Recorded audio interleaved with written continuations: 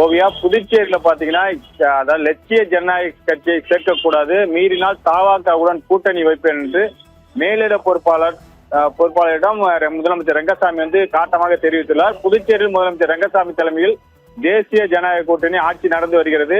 வரும் தேர்தலில் இதே கூட்டணி தொடரும் என பாஜக என்ஆர் காங்கிரசுடன் அறிவித்தனர்.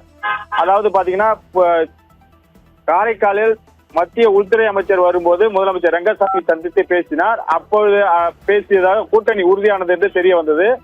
ஆனால் அவ்வப்போது முதலமைச்சர் ரங்கசாமிக்கும் பாஜகவுக்கும் கருத்து மோதல் ஏற்பட்டு வந்தது. இந்நிலையில் கூட்டணி திடீரென்று சலசலப்பு ஏற்பட்டுள்ளது. இதனிடையே பாஜக மேலிட பொறுப்பாளர் நிர்மல் குமார் சுரானா முதலமைச்சர் ரங்கசாமி அவரது இல்லத்தில் சந்தித்து பேசினார். அதாவது புதுச்சேரிக்கு வருகின்ற 1ஆம் தேதி பிரதமர் வருகை, தொகுதி பங்கீடு குறித்து ஆலோசனை செய்தார். சந்திப்பின் போது துணைநிலை ஆளுநர் மீண்டும் அரசுக்கு தொல்லை கொடுத்து வருகிறார்.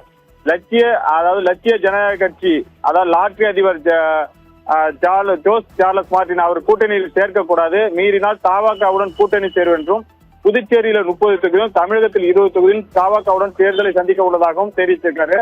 அது சம்பந்தமாக கட்சி தலைமையிடம் தகவல் தெரிவிப்பதாக கூறிவிட்டு நிர்மல் குமார் சுரானா அங்கிருந்து புறப்பட்டு சென்றாரு.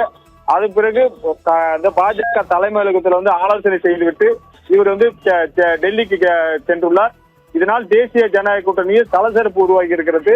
அதாவது விஜய்குடன் ரங்கசாமி கூட்டணி வைப்பாரா அல்லது பாஜகவுடன் கூட்டணி தொடருமா என்று பொறுத்திருந்துதான் பார்க்க வேண்டும். ஓவியா.